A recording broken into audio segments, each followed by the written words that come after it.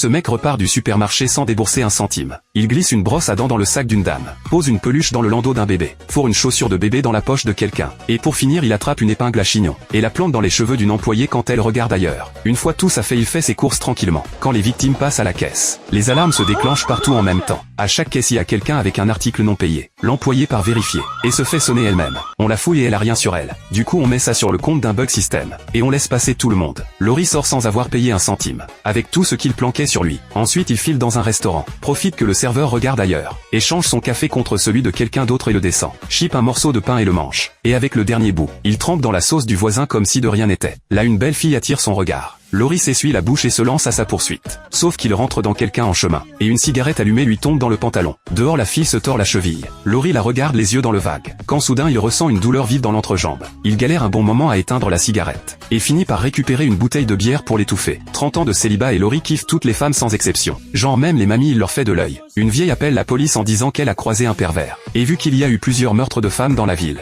les flics prennent ça très au sérieux. Laurie se planquait sous le balcon de quelqu'un pour échapper à un créancier, quand la propriétaire sort arroser ses plantes. Une caméra de surveillance capture tout, et Laurie devient le suspect numéro 1. Pour avoir des preuves, la police envoie Jessica en infiltration. Elle se présente comme locataire dans l'appart de Laurie. Et Laurie va pas refuser une belle fille qui partage le loyer. Sauf que même s'il kiffe mater les femmes, quand une vraie belle fille se retrouve chez lui, il perd tous ses moyens. Face à Jessica en mode sexy, Laurie flippe carrément en mode phobie sociale. À chaque fois qu'il est sur le point de craquer, il se met à réciter des cours dans sa tête. Jessica lâche pas pour autant. Elle varie les approches tous les jours pour le faire craquer. Laurie est complètement à l'ouest, et se demande combien de temps il va tenir. Elle voit qu'il résiste trop fort, et enfile une robe chinoise fendue, pour lui porter le coup fatal.